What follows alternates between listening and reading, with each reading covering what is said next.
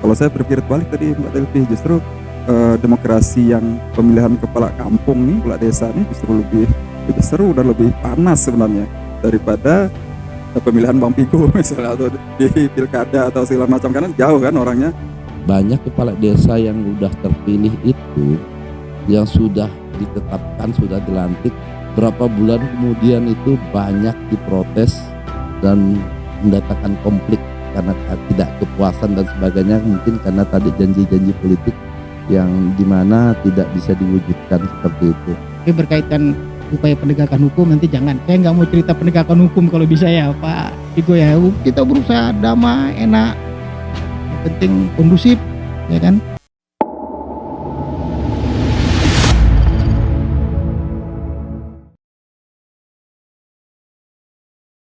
Assalamualaikum warahmatullahi wabarakatuh.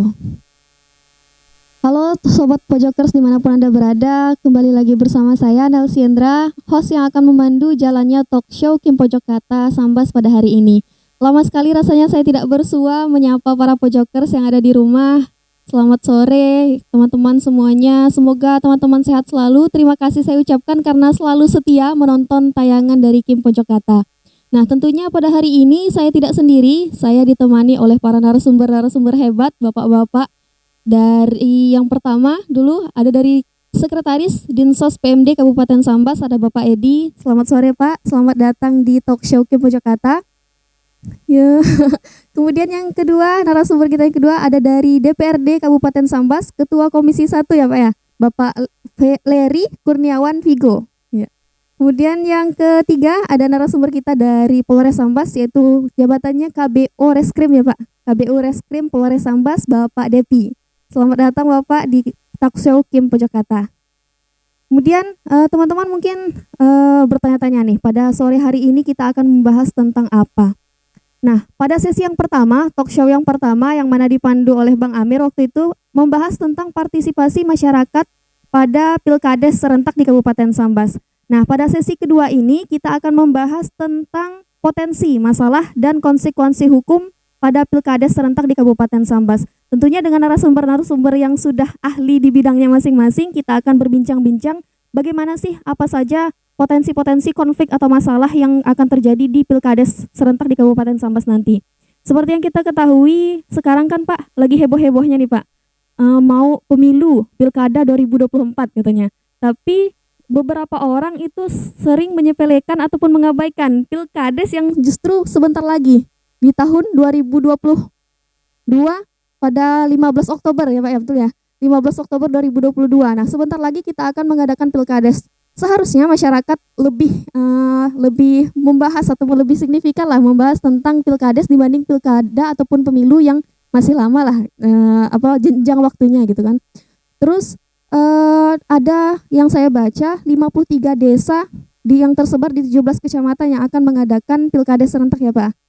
Nah, tentunya di 53 desa tersebut ada bagaimana pemetaan lokasi-lokasi yang rawan akan potensi-potensi konflik, dan tentunya dari baik itu dari pihak Dinsos, dari DPRD maupun dari Polres kan harus memiliki pencegahan lah, ancang-ancang bagaimana supaya potensi itu tidak terlalu bisa diminimalisir lah ya Pak ya, tidak terlalu maksimal terjadi masalah-masalah yang akan ada di Pilkada serentak nanti di 15 Oktober tahun 2022. Kemudian selanjutnya dengan kita membahas tentang potensi konflik pada hari ini, tentunya kita sudah menunjukkan lah kepedulian kita bagaimana bahwasanya gaung demokrasi itu tidak hanya di pusat, tidak hanya di kabupaten, tapi juga sampai ke tingkat desa. Bagaimana masyarakat desa bisa memberikan hak suaranya, hak politiknya dalam Pilkades, dan bisa membantu pihak pemerintah, membantu pihak DPRD, Polres itu untuk meminimalisir potensi konflik yang ada di Pilkades nanti di tahun 2022. Kemudian langsung saja saya ke narasumber yang pertama dulu, Bapak Edi dari Dinsos PMD Kabupaten Sambas. Beberapa waktu yang lalu kan Pak, di tanggal 26 itu sudah mulai masuk tahapan tes ya Pak ya, tes untuk kepala desa, dan saya dengar hari ini yang terakhir ya Pak. Hari ini yang terakhir. Nah, mungkin di tahapan tersebut Bapak boleh cerita terlebih dahulu bagaimana tahapannya, apakah berjalan dengan lancar atau mungkin ada kendala-kendala terkait tes yang dilakukan kepada kepala desa gitu. Boleh Pak dijawab dan dijelaskan kepada Pojakers. Tes. Oke, makasih. Assalamualaikum warahmatullahi wabarakatuh. Makasih Mbak Nelsi. Jadi memang Pilkades serentak 2022 ini kan sebenarnya Pilkades yang sudah keempat ya gelombangnya. Jadi bagi saya atau bagi kami Dinas Pengampu untuk Pilkades ini sudah artinya sedikit masyarakat menjadi lebih dewasa lah artinya. Kenapa? Yang pertama kemarin tanggal 26 kita sudah melaksanakan tes untuk kandidat desa di desa yang di atas 5 ya. Itu berhasil dan aman dan terkendali Pak Tigo, Bang Devi. Nah, kemudian hari ini tanggal 30 itu kompetensi itu tes untuk kompetensi seluruh calon lebih ke arah kita memetakan potensi, kemudian hasilnya juga menjadi referensi, jadi tidak menggugurkan. Nah, justru yang tes tanggal 26 kemarin justru agak kencang ininya, sedikit potensi lah kalau bicara potensi ya. Tapi kalau yang sekarang saya lihat tadi saya ingat saya masih berlangsung tadi saya kesini, semuanya enjoy melaksanakan tesnya. Ya pasti kalau sudah enjoy mudah-mudahan aman lah ya Mbak Elvi, kita tidak ada kendala satu apapun. Saya kasih tahu juga bahwa tadi saya jumlah pesertanya itu ada 225 ya, 225 dari 53 desa yang nanti akan berkompetisi di ujung masuk tanggal 15 Oktober di pencoblosan dan masyarakat yang memilih. Dan ada satu desa yang masih satu, Wang Tigo satu, dan itu tetap berjalan sebagaimana adanya dan regulasi kita sudah mengatur itu. Nah, seperti demikian Mbak Devi untuk progres tahapan dari Pilkades serentak yang kita lakukan di tahun 2022. Baik Pak, berarti berjalan dengan aman ya Pak ya, lancar tanpa kendala. Panjang ini tidak lepas juga dari bantuan Bang Devi ini. Jadi begini, maksudnya kalau ada hal-hal yang udah mulai kayak ada informasi melalui dari panitia, ini kan berjenjang, panitia desa, Pilkades panitia di desa, kemudian dari kecamatan, nah kemudian dari staf kami kan ada bagian khusus itu, biasanya juga langsung komunikasi sama kawan-kawan di Polres. Jadi bagi saya hal ini udah berjalan lancar lah, istilahnya tidak ada lagi sekatan atau kendala lah untuk terkait itu. Jadi semua mungkin bisa diantisipasi dan segala macam. Mudah-mudahan lah sampai di ujung itu, Bang Delki, Bang Tigo ya. Baik, berbicara tentang kendala lah Pak ya. Tadi alhamdulillah untuk tahapan yang tes tadi tidak ada kendala. Tapi kita kan juga melihat ke depannya nanti Pak, apakah ada potensi-potensi gitu, daerah-daerah yang mungkin rawan menurut Dinsos ini akan ada terjadi masalah-masalah ke depannya gitu. Ya, masih dikejar nih kalau potensi memang potensi memang kalau dari awal sih, kalau dari tahapan dari pendaftaran, pencalonan dan sampai saat ini saya pikir masih tetap secara potensi itu ada. Nah, kalau misal dari pendaftaran segala macam tuh bagaimana teman-teman calon-calon ini kan berupaya untuk mencegah yang lain bisa masuk, atau seperti itulah yang saya lihat agak sedikit konflik saya bilang, karena itu bukan konflik yang substansi tapi menjadi sesuatu juga yang sandungan panitia untuk bekerja lebih baik. Nah, kemudian nanti ada, seingat saya ada kalau untuk pemilihan itu sebelumnya yang 3 hari lalu lupa saya tadi itu mereka yang visi misi segala macam. Nah, itu kan nanti ada momen itu, tapi seingat saya setelah 3 kali kita melakukan tahapan Pilkades di Kabupaten Sambas, tidak ada kendala sih Mbak Delvi ya. Mudah-mudahan juga tahun ini demikian adanya. Dan mungkin yang terakhir biasanya di pencoblosan. Nah, setiap tahun kita telah berkoordinasi dengan semua yang kita punya lah, jaring-jaringan kita punya Satpol PP ya, secara tenaga fungsi organik di Pemda, kemudian vertikal juga di kepolisian itu tetap kita koordinasikan. Jadi tidak lepas dari semua kerja sama semua pihak untuk meyakinkan bahwa demokratisasi di kampung atau di desa ini berjalan secara substantif dan meriah gitu. Jadi jangan sampai, kalau saya berpikir balik tadi Mbak Delvi, justru demokrasi yang pemilihan kepala kampung nih, kepala desa nih justru lebih seru dan lebih panas sebenarnya daripada pemilihan Bang Pigo misalnya, atau di pilkada atau segala macam, karena jauh kan orangnya. Tapi kalau di desa ini kan, di kampung-kampung ini kan tetangga-tetangga yang memilih, kemudian yang kandidatnya juga tetangga-tetangga mereka. Jadi artinya memang agak sedikit akan ada potensi gesekan-gesekan kalau kita tidak berhati-hati untuk menanganinya. Tapi kami dari dinas teknis juga berupaya untuk membuat kisi-kisi lah regulasi dan segala macam, jangan sampai benturan-benturan itu terjadi. Selain tadi koordinasi lintas sektor yang sudah kami lakukan. Itu Mbak Delvi kira-kira. Iya, siap. Terima kasih Bapak. Kita ke narasumber yang kedua terlebih dahulu, Bapak Vigo selaku politikus dari DPRD Kabupaten Sambas. Nah, kalau Bapak selaku politikus ini memandang pilkada serentak itu bagaimana Pak? Apakah akan timbul banyak kerawanan-kerawanan gitu, potensi-potensi masalah menurut kacamata seorang politikus? Iya, Assalamualaikum warahmatullahi wabarakatuh. Selamat sore, Mbak Nesti. Mungkin saya mundur dulu ya. Mundur dulu ya. Kita tahu sendiri bahwa sesuai dengan regulasi, kalau kami merujuknya pada Perda ya. Perda terbaru itu nomor 15 tahun 2019 ya, hasil revisi dari Perda nomor 6 tahun 2015 ya. Kebetulan juga saya ketua pansusnya ini. Jadi tahapan pilkada sini ya, tahapannya ini ada 4 unsur nih, dari persiapan, kemudian pencalonan, setelah itu pemungutan suara, habis itu baru penetapan.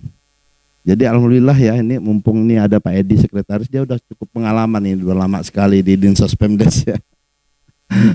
Jadi tahapan ini yang sekarang dijalankan kan baru tahapan pencalonan ya.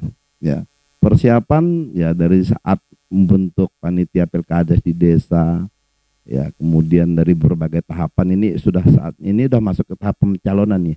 Berarti masih ada, tapi penetapan belum nih Pak Edi ya. Penetapan calon ini belum kan, mungkin tanggal 4 nanti ya. Tahapan itu sudah berjalan sangat baik ya, kita apresiasi ya dinas teknis ya, sejauh ini hasil pengawasan kami ya berjalan sesuai dengan baik gitu ya, tanpa kendala apapun. Yang ini menjadi biasa kalau memang potensi-potensi konflik itu biasanya terjadi itu di saat pemungutan suara dan pasca pemungutan suara dan penetapan. Ini yang pengalaman selama kita mengadakan pilkades bergelombang ya Pak Edi ya. Sekarang ini belum ada riak-riaknya ya. Nah, kemudian potensi itu selalu ada ya. Potensi itu ya mungkin sekarang juga udah ada yang kedengaran bagaimana istilahnya independensi panitia pilkada sudah ada menunjukkan sesuatu yang agak ya ada, itu biasa aja sebetulnya. Ya, biasa saja sebetulnya dalam hal demokrasi. Cuman bagaimana fungsi kita ini sama-sama ini ya, khususnya dinas teknis kami juga, pengawasan juga, mitra kami dari kepolisian, bagaimana memitigasi ya persoalan potensi-potensi konflik itu yang ada, biar nanti tidak menjadi permasalahan di kemudian hari. Kalau dari pengalaman dari ini yang keempat kali ya Pak Edi ya. Kalau menurut regulasi ini dia 6 tahun itu maksimal 3 kali mengadakan pilkades. Dan ini kita pilkades yang keempat ini untuk gelombang pertama sebetulnya kalau dihitung secara per periodik. Nah, kami melihat sejauh ini memang ya, kalau kemarin-kemarin itu berdasar dari pengalaman saat pencalonan sudah ada riak-riak itu, di mana khususnya untuk hari ini yang dilakukan tes kompetensi itu sempat menggugurkan calon. Kalau dulu kita protes itu DPRD ya, karena dulu sempat, ini kan sistem kita udah maju sekali ini pilkades di Sambas ini sebetulnya Bang Depi, sudah sistem komputerisasi udah. Di daerah lain masih manual loh Bu Nesti ya, kita udah sangat maju. Oleh karena itu kita memahami bahwa ini sebuah langkah bagus ya bagi bagaimana sebuah demokrasi itu betul-betul bisa lebih inovatif dan demokratis gitu. Ya biar nanti betul-betul kepala desa yang menjabat itu bisa ya mampu secara administratif ya, bisa menjadi manajemen yang baik dalam mengurus pemerintahan, memberikan pelayanan kepada masyarakat, dalam memberikan pelayanan terbaik lah kepada masyarakat seperti itu. Jadi kalau dulu sempat menggugurkan calon, ada SK Bupati yang menggugurkan calon karena tadi nggak bisa mengoperasionalkan MOS itu, sistem komputerisasi. Kemudian telat 15 menit digugurkan. Nah lagi itu kita memanggil dinas testis tidak ada. Karena di regulasi itu hanya sebagai uji kemampuan calon. Ya, untuk mengukur kemampuan calon, bukan tes seleksi yang menggugurkan seperti itu. Dan kali ini tidak terjadi seperti itu. Dan saya pikir ya alhamdulillah ya tadi temu bakal calon kepala desa ya lancar-lancar saja ya, kegiatan hari ini senyum-senyum semua, happy-happy juga. Karena tidak dalam kapasitas menggugurkan calon ya, seperti itu. Mungkin ada sedikit pesan yang ingin saya sampaikan, khususnya mumpung ya ini kita sama-sama penyelenggara nih Pak ya. Kita harapan kita nanti Pilkades ini berjalan sukses, demokratis ya, jujur dan adil ya. Jadi ada potensi-potensi yang sejauh ini hasil pengamatan kami yang tadi ya sebutkan tadi, potensi di mana panitia ini memang ada kekhawatiran kami, panitia itu lebih condong kepada calon tertentu, ini yang agak mengkhawatirkan kami itu ya. Kemudian money politik. Ya kita tidak hanya sekedar bicara ya kata orang kalau caleg itu wajar, kalau pilkades itu kayak nggak wajar karena calon-calonnya mungkin secara finansial nggak mampu, tapi luar biasa sekali nampaknya. Pak Edi, maaf ya Pak Edi ya. Ini jangankan cerita pilkades, ini BPD aja udah bukan main, udah ada cerita ya bagi-bagi ikan pun ada, minyak goreng dan sebagainya. Nah, ini yang diantisipasi karena pasca pemilihan ini akan mencuat Pak. Kalau sekarang ini baik-baik saja calon. Malah tadi ada calon kepala desa yang ke ruangan saya itu, padahal satu calon satu kepala desa satu kampung, baik-baik ya. Gandengan tangan makan sama-sama nanti, tapi saat pemungutan itu kondisi pasca pemungutan itu berbeda. Dan itu disimpan sama calon-calon tertentu ya, untuk nanti mengungkitnya dan dijadikan sebagai gugatan ya untuk diselesaikan sengketa lah munculnya seperti itu. Nah, ini harapan kita mumpung ini diskusi yang menarik menurut saya Bang Depi, kita sama-sama mungkin memberikan pesan yang terbaik, mungkin nih ramai ditonton ini ya, dipublis juga ya, kita memberikan pesan kepada masyarakat karena sejauh ini hasil pengawasan kami khususnya dalam penyelenggaraan pemerintah desa, banyak kepala desa yang udah terpilih itu yang sudah ditetapkan, sudah dilantik berapa bulan kemudian itu banyak diprotes dan mendatangkan konflik karena tidak kepuasan dan sebagainya, mungkin karena tadi janji-janji politik yang dimana tidak bisa diwujudkan seperti itu. Dan sifatnya ini ada kekhawatiran kami lebih cenderung ke arah transaksional seperti itu. Saya kira itu mungkin nanti bisa berkembang diskusinya. Demikian Bu Nestia, terima kasih. Terima kasih Pak Vigo atas pemaparan awalnya lah, pengantar untuk kita semua nanti diskusi lebih lanjut selanjutnya. Kemudian kita ke narasumber kita yang ketiga yaitu Bapak Depi dari KBU Reskrim Polres Sambas. Nah Pak, berbicara tentang pilkades serentak ini kan Bapak dari Polres gitu. Apa aja peran-peran dari pihak kepolisian untuk meminimalisir lah dari penjaga ketertiban dan juga keamanan selama nanti pilkades berlangsung. Mungkin Bapak boleh memberikan gambaran sedikit gitu. Jadi orang-orang masyarakat itu tahu gitu. Oh ini peran polisi nih gini-gini nih. Oh mungkin kami bisa mengadu ke Pak Polisi nih kalau ada terjadi permasalahan-permasalahan ataupun konflik-konflik nanti di pilkades serentak di Kabupaten Sambas. Dipersilakan Pak. Terima kasih kesempatannya Bu Epi. Assalamualaikum warahmatullahi wabarakatuh. Selamat sore, salam sejahtera bagi kita semua. Yang saya hormati Bang Edi, Pak Figur, rekan-rekan kita sekalian yang menyaksikan siaran ini.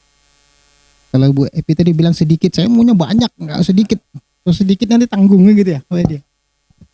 Jadi sesuai dengan peran kami berkaitan dengan pilkades, ya kan? Karena pilkades ini yang penting kalau kami yang utama itu kan piranti lunaknya peraturan-peraturannya sudah ada. Peraturan-peraturan regulasi sudah ada, kewajiban kami selaku aparat negara penegak hukum, ya kan, untuk menjaga sistem demokrasi kita. Itu yang pertama dulu Pak Bigo ya. Yang pertama, demokrasi kita itu yang paling awal memang sebenarnya dari dulu yang sebagai contoh itu ya pilkades ini. Karena pemilihan langsung ini dari zaman dulu ya di pilkades ini ya kalau nggak salah Pak Bigo ya. sebelum reformasi itu pilkada sudah pemilihan langsung. Jadi itu bibit demokrasi yang paling awal sebenarnya. Makanya dari bibit demokrasi ini berkembang, yang ini harus kita jaga. Kita jaga, kita rawat. Karena itu kepentingan masyarakat juga pada akhirnya kan seperti itu. Jadi berkaitan dengan kami aparat negara penegak hukum, dari pertama kegiatan pilkada ini mau diselenggarakan, otomatis kami sudah menjalankan fungsi kami ya. Pak Edi ya, mungkin Pak Edi pun sering koordinasi dengan unit Intel. Mungkin kalau kami Bapak Kapolres akan menyampaikan perintah ke bawah nih lewat para Kapolsek, lewat para Babin. Nah ini terus tetap kita mitigasi. Kita tidak mau underestimate ya, kalau bahasa Bapak Kapolda itu underestimate. Jadi segala sesuatu itu kita anggap sangat penting. Apalagi pilkades. Sangat penting karena kita pergi ke Kabupaten Sambas nanti pilpresnya aman, pilkadesnya tidak aman. Jadi yang lebih rawan itu sebetulnya memang pilkades seperti Pak Pigo sampaikan tadi, kan ini bersentuhan langsung. Orangnya ketemu langsung, bisa tetangga, bisa keluarga kan. Kalau Pak Pigo mungkin di dewan nggak tahu nih, nggak kenal orang, apalagi yang tingkat 1, apalagi pilpres mungkin orangnya di mana, jadi tidak bersentuhan langsung. Yang bersentuhan langsung ini tetap kita waspadai dari sekarang. Sebetulnya makanya mungkin Pak Edi agak pusing juga kali dari Polres kan sering tuh minta kapan nih Pak kegiatan ini. Ya itulah salah satu bentuk upaya kami untuk tadi ya meminimalisir hal-hal yang dapat menimbulkan gangguan Kamtipmas lah pada intinya. Jadi tugas kami intinya itu satu, tetap menjaga sistem demokrasi kita berjalan sesuai tracknya. Calon-calon pilkades nanti kita mitigasi ya, orang-orangnya, profilingnya itu dah ada teknis intelijen kami lah ya, karena itu bentuk waspadaan kita. Seperti Pak Pigo sampaikan tadi, pada saat sekarang baik-baik aja Pak Pigo ya. Nanti setelah pada hari H nanti ada ini cerita DPT Pak Edi, yang ada yang tiba-tiba dari mana ini nongol di DPT nggak masuk. Mulai ini konflik nih. Itu jadi memang kami harapkan juga Pak Edi mungkin dari panitia ya, mungkin ini nih kuncinya nih, panitia ya, seperti Pak Pigo sampaikan tadi, panitia ya harus kita awasi juga ya kan. Kalau kami pun memantau juga, jangan sampai ada ya sedikit miring-miring kan, mungkin dari Pak Edi, dari staf Pak Edi udah bisa ya sedikit, kalau nggak bisa negur langsung, negur halus kan. Kita ini di posisi track kita sebagai netral. Tapi berkaitan upaya penegakan hukum nanti jangan, saya nggak mau cerita penegakan hukum kalau bisa ya Pak Pigo ya. Kita berusaha damai, enak, yang penting kondusif ya kan. Tapi ya intinya kita tetap selalu jangan underestimate kan gitu. Kalau kami ya para negara begitu ya, mungkin panitia kan harus jangan underestimate. Jadi hal-hal yang kecil koordinasi yang utama. Segala sesuatu ada permasalahan, koordinasi ya kan, kita cari titik cara penyelesaiannya, kita mitigasi dengan baik. Intinya untuk kemanfaatan dan untuk kepentingan masyarakat. Mungkin itu dulu awal dari saya. Mungkin ada nanti kalau berkaitan dengan ada pelanggaran